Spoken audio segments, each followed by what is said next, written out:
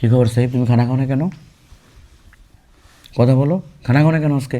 হুজুর এমনিতেই খাই না যে। সত্যি এমনি খাও না নাকি অন্য কোনো কারণে খাও না? যে না হুজুর, আজকে তো দুপুরে পড়া দেওয়ার সময় মার খেয়েছিল, এরপর তো মন খারাপ ছিল, সেই জন্য ভাত খাই নাই। আল্লাহ আল্লাহ, সত্যি? তুমি যে আমি মায়ের দিচ্ছিলাম এই জন্য তুমি খানা খাও না? এটা কোনো কথা হইলো?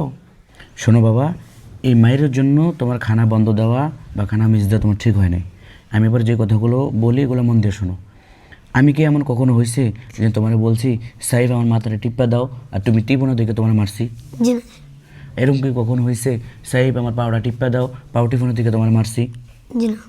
আবার এরকম কি কখনো হয়েছে বাসা থেকে তোমার নাস্তা দিছে বা কোনো খাওয়ান দিছে, আমি বলছি আমার নাস্তা করাও, তোমার আব্বার বলবো নাস্তা করাইতে, তোমার আব্বা আমাকে নাস্তা করায় নাই, বা তুমি আমাকে কোনো কিছু খাওয়াও না, ওই জন্য তোমাকে আমি মারছি? এরকম কখনো হয়েছে? জি না। তাহলে আমি তোমাকে কী জন্য মারছি? পড়ার জন্য মারছি। কী জন্য মারছি? পড়ার জন্য। তো পড়াটা কার? পড়াটা কি আমার? পড়াটা হচ্ছে তোমার। তুমি যেটা মুখস্থ করবা সেটাকে আমি নিতে পারবো? জি না। এটা আমি হাফেজ 30 পারা মুখস্থ করছি, তুমি কবারে মুখস্থ করছো? 5 পারা মুখস্থ করছো। আমার 30 পারাকে তুমি নিতে পারছো না? তাহলে পড়াটা হচ্ছে তোমার, তুমি যা মুখস্থ করবা যা পড়বা এটা তোমারই থাকবে, ওটা আমার না। তো তোমার পড়ার জন্য আমি তোমাকে মারছি, আমার নিজের স্বার্থের জন্য তার মারি নেই। তাহলে তুমি মন খারাপ করছো কেন? নিজের ভালোর জন্য, তোমার ভালোর জন্য তোমাকে আমি মারছি। তোমার আমার কোনো শত্রুতামি নেই, কোনো রাগ নেই, সেজন্য তো আমি তোমাকে মারি নেই, তোমার ভালোর জন্য তোমাকে মারছি।